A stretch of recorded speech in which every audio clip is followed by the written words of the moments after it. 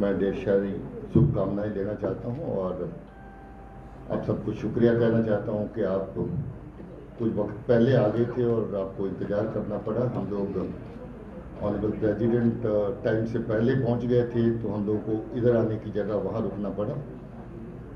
अभी उनको सी ऑफ करने के बाद फिर पौना घंटा के वक्फे के बाद हम लोग जहां पहुंचे हैं। आपका बहुत बहुत शुक्रिया, आप सब आए हैं। आप सब जानते हैं कि जम्मू कश्मीर पुलिस नशे के खिलाफ जो हमारी मुहिम है, जो लड़ाई है, उसको बहुत जोश के साथ, शिद्दत के साथ पिछले कुछ सालों से चला रही है।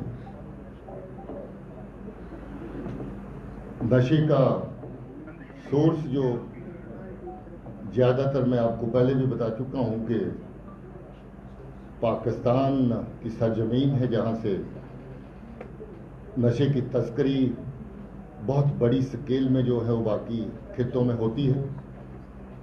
जम्मू कश्मीर भी एक ऐसा रूट है जिसको बार बार इस्तेमाल करके पाकिस्तान की एजेंसीज और बहुत बार पाकिस्तान की दहशतगर्दी के चलाने वाले जो वहाँ पर अलग अलग तरह के आका हैं और दहशतगर्द तंजीमों के जो लोग उसमें सरगुना हैं, जो काम करते हैं, वो भी इस तस्करी को नार्को टेरर के जरिए से इस्तेमाल करते हैं ताकि जहाँ पर मरती हुई दहशतगर्दी में फिर से जान फूंक सकें। जो रिसोर्सेज, जो फंडिंग दहशतगर्दी को चलाने के लिए ज़रूरत होती है, इससे आने वाले पैसे को दहशतगर्दी को चलाने के लिए इस्तेमाल कर सके।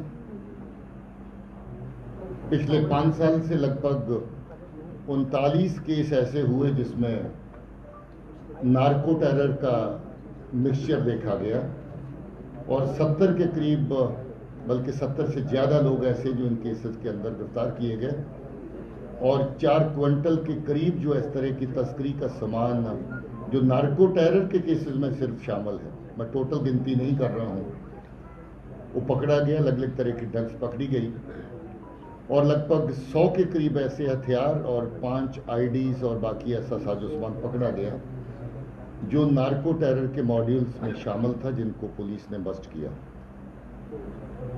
हम लोग पिछले लगभग 5 साल से इस मुहिम को जिस शिद्दत से चला रहे हैं उसके बहुत अच्छे नतीजे देखने को मिले हैं। मैं आपको ये बता दूं कि आज से 5 साल पहले की जो सूरत हाल थी उसके मुकाबले में आज अगर पुलिस की कार्रवाई को कंपेयर करें, यानी 18 के साथ 23 का सिलसिला अगर कंपेयर करके देखें तो 928 केस टोटल रजिस्टर हुए थे 2018 में और इस साल अभी तक 1915 केस रजिस्टर हो चुके हैं। 1308 लोग गिरफ्तार हुए थे 2018 में और इस साल अभी तक 2642 लोग ड्रग्स के अलग अलग केसेस में गिरफ्तार हो चुके हैं। 40 किलो ड्रग्स पकड़ी थी टोटल 2018 में और इस वक्त 240 किलो के करीब ये सामान जो है अलग अलग केसेस में जब्त किया जा चुका है। और अगर 40 किलो के साथ ये 240 किलो के साथ ये 30 किलो का और उसके बाद फिर से 4.5 किलो का फिर से पंजाब का भी आंकड़ा जोड़ दें तो मुझे लगता है कि ये पहले के मुकाबले में जो हमारा ड्रग्स का सीजर है वो 7-8 गुना तक जो है पिछले 5 सालों में बढ़ा है, जिसमें पुलिस की अलग अलग यूनिट्स ने, पुलिस के अलग अलग टीमों ने बहुत नुमायां काम किया है और कुछ जगहों पे गवर्नमेंट ऑफ इंडिया की जो सेंट्रल एजेंसीज हैं उनका भी बहुत अच्छा सहयोग हमारे साथ रहा है। अब ताज़ा केस जिसका जिक्र आज हम लोग कर रहे हैं उसकी बात करें तो 30 सितंबर को ये केस सामने आया जब बहुत बड़ी ड्रग्स की कंसाइनमेंट लेकर के कश्मीर से इस तरफ एक काफिला रवाना हुआ था जिसको रामबन में इंटरसेप्ट किया गया एक बहुत ही पुख्ता खबर की बुनियाद पर। और जो लोग ड्रग्स की तस्करी करके पंजाब की तरफ ले जा रहे थे उनको रामबन में पकड़ा गया। वहाँ पर पुलिस की अलग अलग टीम्स, जिला पुलिस की क़यादत में जिला एसपी की देखरेख में वहाँ पर बनी और डीआईजी साहब जो जहाँ पर ऑपरेशन संजीवनी को बड़ी शिद्दत के साथ चला रहे हैं, जो ड्रग्स के खिलाफ हमारी मुहिम है उसको आगे बढ़ाने के लिए इनकी देखरेख में जो वहाँ पर काम हुआ, तो हम इस केस की इतनी बड़ी कंसाइनमेंट थी जो कि अनप्रेसिडेंटेड रहती है। 30 किलो के करीब ड्रग्स जो कोकेन जैसा सब्सटेंस है, क्योंकि अभी एफएसएल की रिपोर्ट आने के बाद पुख्ता उसके बारे में कहा जा सकता है, मगर जो ग्रोह है ये इसी तरह की तस्करी, हीरोइन और कोकेन की तस्करी में शामिल है। इसकी तफ्तीश करते हुए आगे और पीछे के जो इसके लिंकेजेस होते हैं उसके ऊपर बड़ी शिद्दत से काम किया गया, दिन रात काम हुआ और इसके सुराग पीछे कुपवाड़ा जिले में श्रीनगर से होते हुए पहुंचे, जहां पर ये ड्रग्स की कंसाइनमेंट हैंडओवर हुई उस जगह पर पहुंचा गया। जिस तरीके से हैंडओवर हुई उस सब तरह की कार्रवाई को रिकॉर्ड पे लाया गया और ये पता लगाया गया कि ये पीछे कहाँ से ड्रग्स की कंसाइनमेंट चली थी, तो कुपवाड़ा तक इसके सुराग गए, जिसमें अभी तक बहुत बड़ा एक ग्रोह जो कुपवाड़ा कश्मीर का रहने वाला है उसमें 4 लोग वहाँ के पकड़े गए हैं। इसके फॉरवर्ड लिंकेज जिसको वर्कआउट करने की बहुत शिद्दत से कोशिश हुई और मुझे इस बात की खुशी है और मैं पुलिस की टीम को मुबारकबाद देना चाहता हूँ कि ये एक वाहिद केस है जिसमें फॉरवर्ड लिंकेज और बैकवर्ड लिंकेज बिना किसी टाइम के गंवाने के दोनों तरफ एस्टैब्लिश किए गए और फॉरवर्ड लिंक जो है वो लुधियाना पंजाब तक पहुँचे, जहाँ की पुलिस की टीम वहाँ पहुँची और वहाँ पंजाब पुलिस को साथ लेकर के रेड्स ऑर्गेनाइज की गई, जिस रेड्स के दौरान और एडिशनल कंसाइनमेंट भी वहाँ पर ड्रग्स की पकड़ी गई और जिसके साथ जो मेन सरगुना वहाँ का मंजीत सिंह वो भी पकड़ा गया। उसमें वेपन, इलीगल वेपन भी जो मेड इन जर्मनी रिवॉल्वर वो पकड़ा गया। लगभग 5 करोड़ के करीब कैश पकड़ा गया। 40 से ज़्यादा नंबर प्लेट्स जो ये तस्करी के वक्त गाड़ियों को अलग अलग नंबर प्लेट्स लगाते होंगे वो पकड़ी गई। अलग अलग तरह की जथेबंदियों के और इवन पंजाब पुलिस के बैजेस वहाँ पर पकड़े गए। हो सकता कभी कभी इम्पर्सोनेट करके ये पुलिस की आड़ में या किसी पॉलिटिकल पार्टी की आड़ में इस तस्करी को अंजाम देते होंगे, उस तरह की चीज़ें भी वहाँ पर पकड़ी गई। ये बड़ा अनप्रेसिडेंटेड काम है, बहुत ही कामयाब ऑपरेशन ड्रग्स के खिलाफ जम्मू कश्मीर पुलिस की तरफ से, खासतौर पर रामबन पुलिस की तरफ से हुआ है। मैं पुलिस की टीमों को जिन्होंने इसमें शिरकत की, जिन्होंने दिन रात मेहनत करी, उनको शाबाशी देता हूँ, मुबारकबाद देता हूँ और ये कहना चाहता हूँ कि ये केस जो अभी जिस हद तक पहुँचा है इसके आगे और पीछे और चलने की गुंजाइश है और हम लोग अभी इस तफ्तीश को और आगे रवा रखेंगे। मुझे उम्मीद है कि जो पंजाब का मेन सरगुना जो इसमें पकड़ा है, लंबे अरसे से जाना माना वहाँ का स्मगलर है। पंजाब पुलिस के हवाले से बात करें तो कहते हैं कि उनका बाप भी इसी काम में मुलव्वस रहा और बड़ा लंबा अरसा ड्रग्स की तस्करी में जुड़ा रहा। मुझे लगता है कि ये काम अकेले अंजाम नहीं दिया जा सकता, इसमें बहुत बड़ा ग्रोह अभी पंजाब की तरफ से और जो इसमें शामिल है उसको बेनकाब करना बाकी है और मुझे उम्मीद है कि हमारी पुलिस इसको जरूर बेनकाब कर पाएगी। हो सकता है कि इसके साथ जुड़े हुए सुराख जो कश्मीर की तरफ से, मैं आपको बता दूं कि ये करना में अमरोही का बॉर्डर है, कुपवाड़ा ज़िले में बेहद बदनाम हो चुका है इस वक्त ये एरिया। सबसे ज़्यादा तस्करी इस वक्त कुपवाड़ा के अमरोही के रूट से ही होती है। हमारे पहला केस नहीं है जो अमरोही के रूट से तस्करी होके आई हो। लगभग 1 दर्जन केसेस पहले हम उस एरिया की तस्करी को लेकर के रजिस्टर कर चुके हैं, जिसकी तफ्तीश में अलग अलग लोग जो मुलव्वस थे, अलग अलग मॉड्यूल जो मुलव्वस थे, उनको बस्ट किया गया है। मुझे उम्मीद है कि इसके बाकी बचे हुए हिस्से हैं उनको भी हम लोग निकाल पाएंगे और इसमें जिन एजेंसीज में हमारा साथ दिया है उनको भी शुक्रिया कहना चाहते हैं। ये केस की जितनी बड़ी मुझे लगता है कि क्वांटिटी इसमें पकड़ी है और बाकी चीज़ें, इसको लेकर के हम जो नेशनल लेवल पे एजेंसीज काम करती हैं उनको भी इसकी तफ्तीश में साथ जोड़ने का प्रयास करेंगे, ताकि इंटरनेशनल लेवल पे अगर कोई इसके लिंकेजेस निकल के आते हैं या इसके अलावा और कोई लिंकेजेस अगर वो इस्टेब्लिश होते हैं तो ये लोग जो नेशनल लेवल पे और बाकी सतह पे काम करते हैं वो इस केस के बाकी सुराखों के ऊपर काम कर सकें। मैं फिर से इस बहुत ही अच्छे काम के लिए पुलिस की टीम्स की सराहना करता हूँ, उनको मुबारकबाद देता हूँ। इसके अलावा आपका अगर कोई सवाल हो तो आप अपना सवाल कर सकते हैं, मगर ख्याल रखें कि सवाल एट ए टाइम एक ही हो और एक सवाल को रिपीट ना करें। अगर एक ने एक मुद्दे पर बात कर दी है तो दूसरा आदमी भी उसी मुद्दे से बात करने की जो है वो ज़रूरत नहीं है। Sir, high security number plate जो है ये हाई सिक्योरिटी नंबर प्लेट जो रिकवर की गई है, फिर से सवाल रिपीट करें। सर नंबर प्लेट जो रिकवर की गई है हाई सिक्योरिटी नंबर प्लेट्स अगर है तो क्या आरटीओ ऑफिस का कुछ इसमें डिपार्टमेंट के लोग शामिल हैं? देखिए, ये जो नंबर प्लेट्स इस वक्त डिस्प्ले पे लगी हुई हैं, बहुत सारी चीज़ें आपको पता है कि आज के युग में आउटसोर्स होती हैं। हाई सिक्योरिटी नंबर प्लेट भी अगर बनती है तो सरकार खुद उसकी एजेंसियां नहीं बनाती हैं, आगे बनाने के लिए वो काम दिया जाता है। मुमकिन है कि इस तरह की कोई एजेंसी शामिल रही हो। अब इस पहलू की जांच अभी पुलिस के करना बाकी है और इसकी जांच करेंगे अभी, क्योंकि बुनियादी तौर पे हम जो एक कंसाइनमेंट इससे जुड़े हुए जो लिंकेजेस हैं, जो तस्कर इसमें जुड़े हैं, उसके ऊपर ज़्यादा फोकस कर रहे थे। पुलिस की टीम इस पहलू को जरूर दरियाफ्त करेगी। जो खेल पकड़ी गई है सर, क्या अभी तक कोई पाकिस्तान का हाथ उसके सामने नजर आया? पाकिस्तान का हाथ 100% इसमें नजर आता है। जैसे मैंने कहा है कि 1 दर्जन से ज़्यादा केस अमरोही के रूट से अभी तक आने वाली तस्करी को लेकर के रजिस्टर हो चुके हैं।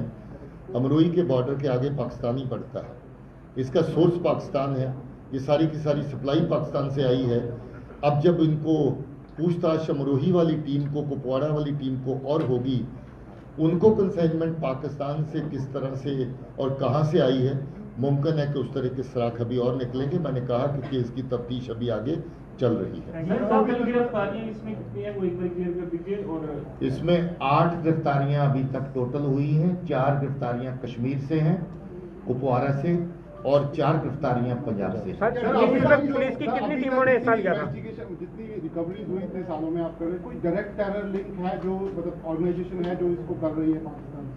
देखिए, अभी तक के टेरर लिंक जो 39 नार्को टेरर केसेस का जिनका मैंने जिक्र किया है, कोई भी टेररिस्ट आउटफिट बचा नहीं है। लगभग सबकी वाबस्तगी जो है वो नार्को टेरर के साथ मिली है। अब मैं नाम लूंगा तो आप लश्कर कहें, जैश ए मोहम्मद कहें, अल बदर कहें, हिजबुल मुजाहिदीन कहें, सबके नाम इसके साथ जुड़ते हैं। डीजी साहब, एक मिनट, आपने जो डेटा जो अभी जिसमें आपने कहा कि there has been 5-4 increase the seizure of the drugs. Sir, 5 गुना इंक्रीज हुआ ना सीजर का द लास्ट 5 ईयर्स।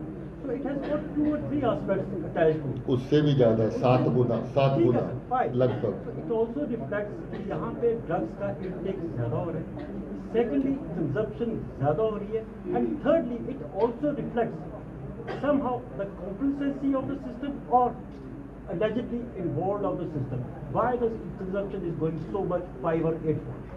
बड़ा खूबसूरत सवाल है, मगर उलझा हुआ है अपने आप में।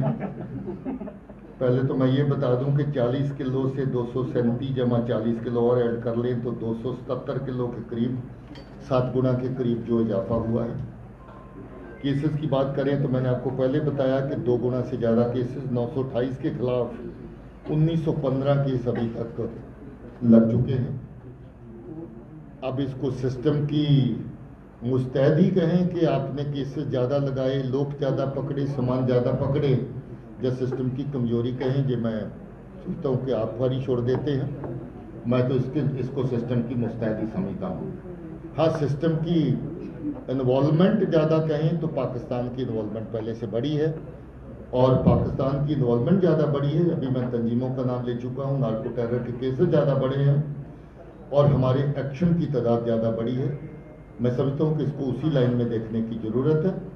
बाकी कंजम्पशन वाली जो बात है, अनफॉर्चुनेटली जहाँ पर कंजम्पशन की अगर फिगर्स देखें, हालांकि वो सॉलिड तरीके से डाटा अवेलेबल नहीं है, उस तरह का कोई भी सर्वे अथेंटिक जो फिगर दे सके वो नहीं हुआ है। हम लोग गेस वर्क से काम करते हैं कि 5 से लेकर 7 लाख के करीब लोग ऐसे होंगे जिस नशे की लत में आज की तारीख में मुलव्वस हैं।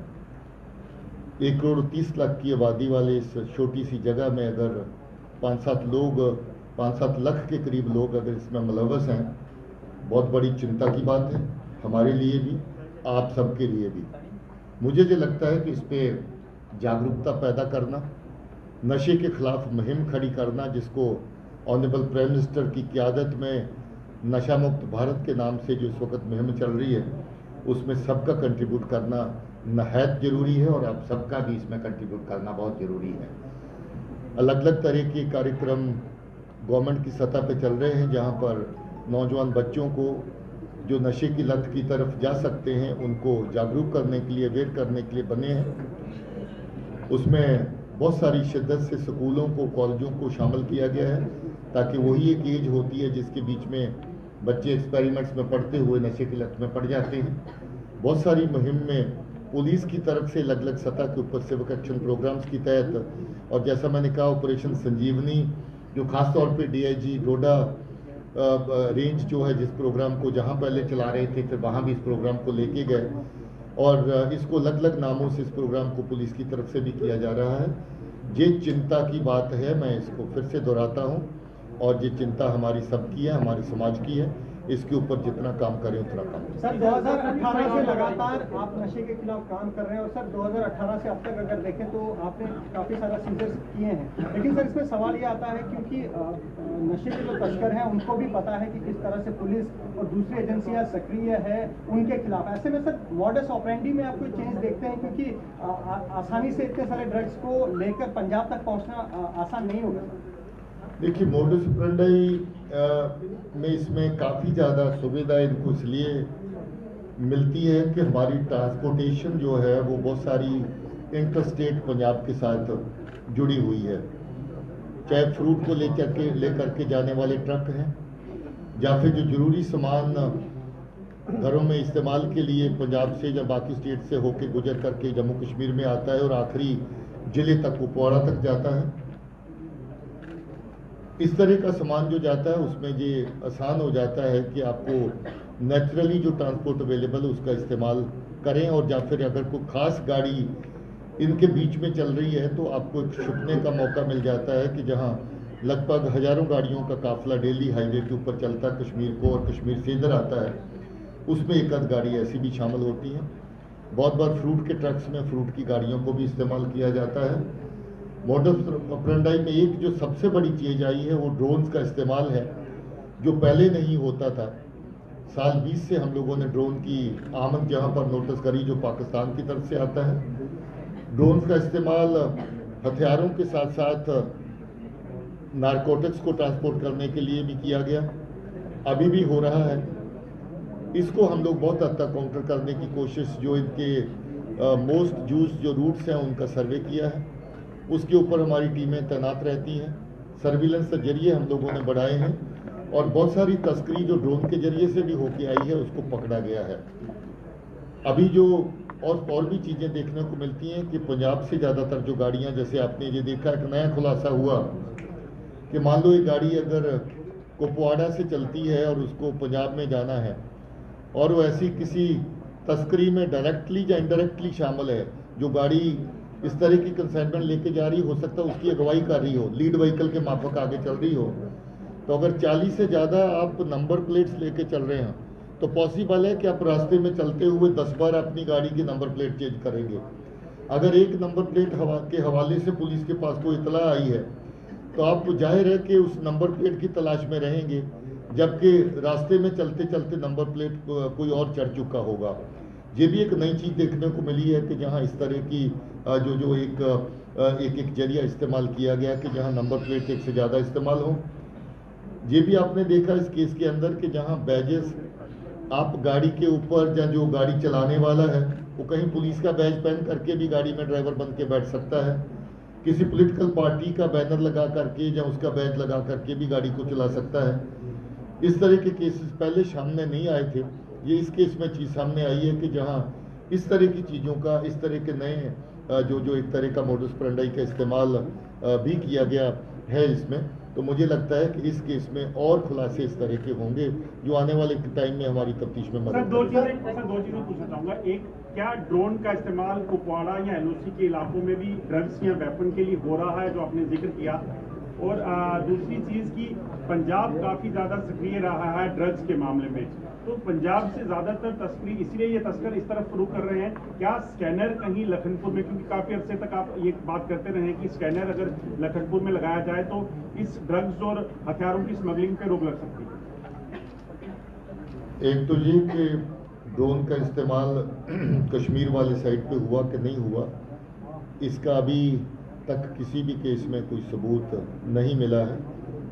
वहाँ की सरहद का सिलसिला कुछ अलग किस्म का है, गांव कुछ आर पार बटे हुए हैं और कुछ एक मूवमेंट ऐसी होती है जो आपस में मिक्स हो जाती है, और कुछ एक टोपोग्राफी उस एरिया की ऐसी है जहाँ पर ड्रोन के बगैर भी तस्करी का करना काफ़ी आसान रहा है, और अभी तक जो है वो फिजिकल फॉर्म में ड्रोन का इस्तेमाल किए बगैर ही तस्करी के केसेस जितने भी सामने आए हैं कश्मीर की तरफ आए हैं। जम्मू में आईबी का सेक्टर में ड्रोन का इस्तेमाल हुआ है, अखनूर तक इस्तेमाल हुआ है, रजौरी के जिले तक भी ड्रोन का इस्तेमाल हुआ है, मगर रजौरी के आगे पुंछ के एरिया में ड्रोन का इस्तेमाल करने का अभी तक कोई सबूत नहीं मिला है जिसमें ड्रग की तस्करी में ड्रोन का इस्तेमाल किया गया हो। पंजाब की तरफ बी बॉर्डर को लेकर के काफ़ी ज़्यादा सख्ती बॉर्डर गार्डिंग फोर्सेस कर रही हैं, जहाँ पर भी इस तरह की सख्ती हो रही है, मगर ये जो लिंकेजेस ड्रोन की तस्करी वाले हैं उसमें भी पंजाब के ही ज़्यादातर ग्रोह जो इसमें तस्करी में शामिल हैं उनका लिंक कहीं ना कहीं इस्टेब्लिश होता है। बहुत बड़ी खेप हमने अरनिया के एरिया में पकड़ी थी, वो खेप भी पंजाब में जानी थी। ड्रोन से जो छोटी 4-5 केजी की जितनी खेप आई हैं उनमें भी अगर देखें तो बहुत सारे केसेस के संकेत उसको सप्लाई पंजाब की तरफ ही जाती दिखाई देती है। तो मैं ये समझता हूँ कि पंजाब ही मेन जो रिसीविंग का जो सिलसिला है, रिसेप्शन वहाँ होती है, सप्लाई का रूट जो है वो JNK है, और सप्लाई का ओरिजिन पाकिस्तान अभी तक बन के चल रहा है। सर जिस तरीके सर से स्कैनर लखनपुर में स्कैनर का काफ़ी अरसे से एक प्रयास हुआ था कि स्कैनर कुछ जगहों पे लगे हैं, मगर उसकी यूटिलिटी और उसकी प्रोक्योरमेंट का सिलसिला किसी वजह से अभी तक पूरी तरह पुख्ते तरीके से जो हमारे सामने नहीं आ सका है। कोशिश है कि उसमें जितनी मदद हो सके उसको नए सिरे से देखा जाए, मगर अभी तक ये लगा नहीं है। पॉसिबली इसको लगने से मदद होगी। इसके ट्रायल जो काफ़ी जगह पे किए गए, जो कमेटी बनी थी नेशनल लेवल पे इसकी प्रोक्योरमेंट के लिए, उसकी रिपोर्टिंग बहुत ज़्यादा पॉजिटिव नहीं आई, उसके चलते इस तरह का फैसला आगे नहीं हो सका।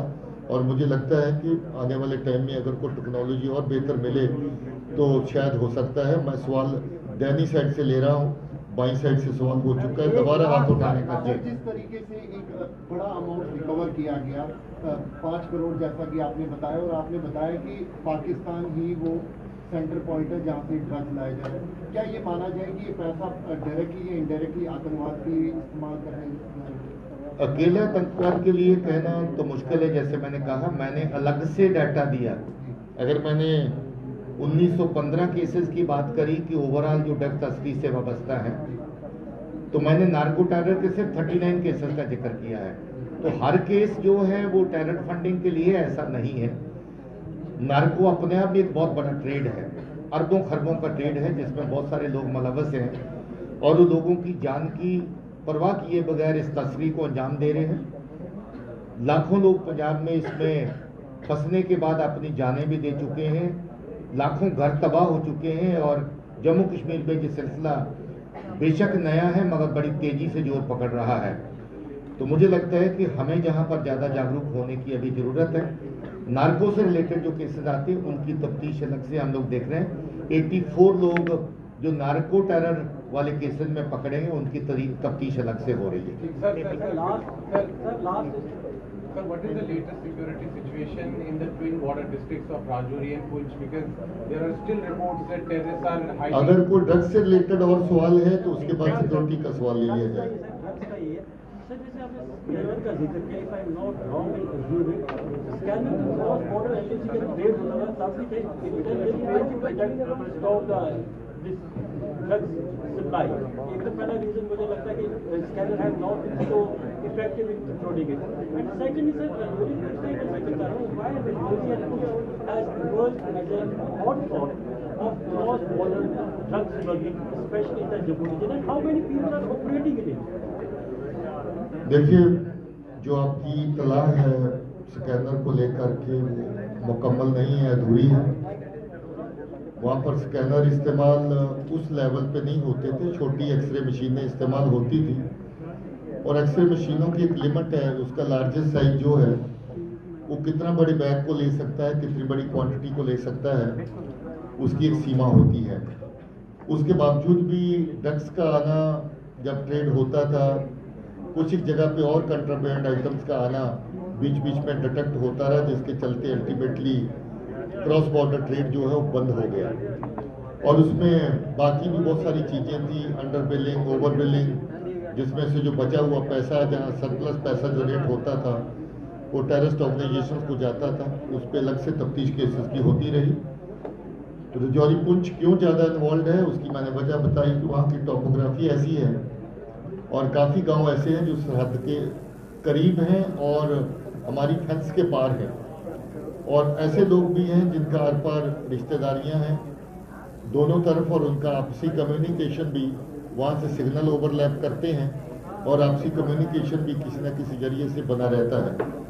वो लोग चाहें तो physical communication without any instrument भी रख सकते हैं, क्योंकि वो इतना करीब रहते हैं कि आधा गांव उधर आधा गांव इधर, तो आवाज़ से भी बात होती है। बहुत सारे केसेस ऐसे हैं जहां पर किसी चीज़ का डेड ड्रॉप कर दिया जाता है और उसको अलग से इतला दी जाती है कि सामान फला जगह पे रखा है, आप वहाँ से उठा लीजिए। तो वहाँ पर इस तरह की बहुत सारी चीज़ें जिसमें मेनली टोपोग्राफी, मेनली आर पार की जान पहचान जो कुछ एक गाँव को लेकर के है, और यही सिलसिला कुपवाड़ा के ज़िले का है, जहाँ केरन में खासतौर पर करना में, जहाँ पर ऐसी ही टोपोग्राफी है और ऐसे ही आर पार में लोगों की जान पहचान है। हम लोग खासतौर पर इस एरिया को फोकस कर रहे हैं और जितनी ज़्यादा इस तरह की सेंसिटिविटी है उतनी ज़्यादा शिद्दत हमारी सर्विलेंस भी है। इसके अलावा अगर कोई का सवाल है What is the latest security situation in the twin border districts of Rajasthan? Because there are inputs, that are coming time and again that there is presence of terrorists at higher reaches. So, sir, in the recent past we have seen the terror activities have increased here in Rajouri and Poonch. Sir, have the terrorists been successful in strengthening their OGW network? Because that is why they have been sustaining for a long time there. Rajouri Poonch को लेकर के कुछ terror related incidents हुए थे, activities हुई थी। उसके बाद वहाँ की सिक्योरिटी ग्रिड बॉर्डर की और हिंटरलैंड की दोनों को रिव्यू किया गया। आपको मालूम है कि काफ़ी कामयाबी मिली हमें काउंटर टेरर ऑपरेशंस के अंदर, और ये भी कि उसके अलावा भी कुछ मिलिटेंट ऐसे थे, टेररिस्ट ऐसे थे जो पाकिस्तान से आए थे, उनकी तलाश एक दो केसेस में जारी रही। ऐसा भी मुमकिन है कि वो टेररिस्ट आगे कश्मीर की तरफ जो है वो क्रॉस ओवर कर लें, क्योंकि पहले भी ये रूट रहा है रजौरी पुंछ से क्रॉस करके कश्मीर की तरफ जाने का। ज़्यादा पॉसिबिलिटीज ये हैं, मगर फिर भी ये कहना मुश्किल है कि अभी कोई बचा हुआ टेररिस्ट रजौरी पुंछ में नहीं होगा।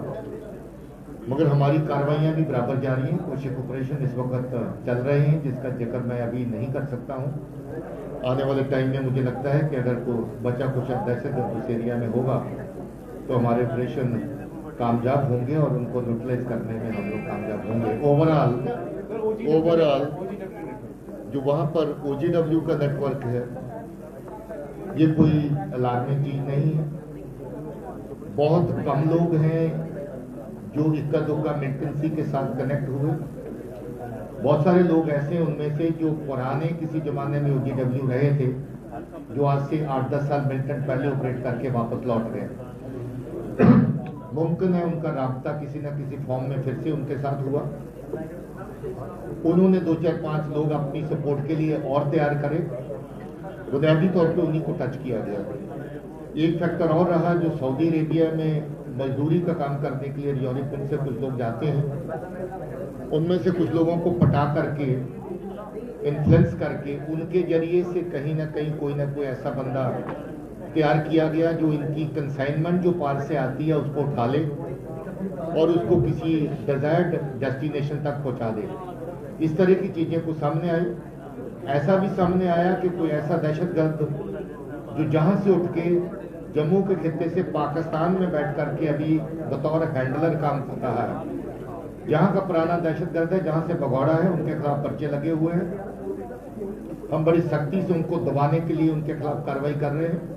आपने देखा होगा डोडा रेंज में कितने लोगों के खिलाफ उनकी गैर मौजूदगी में कार्रवाई करी गई, उनकी प्रॉपर्टीज को जब्त करने की उनके खिलाफ कार्रवाई की गई। उनके साथ जुड़े हुए लोग जिनके साथ उनकी कम्युनिकेशन होती है उनके खिलाफ कार्रवाई की जा रही है। वो हैंडलर भी पार बैठ करके अपने पुरानी जान पहचान का फायदा उठा करके कुछ OGW नेटवर्क बनाने की कोशिश करते हैं।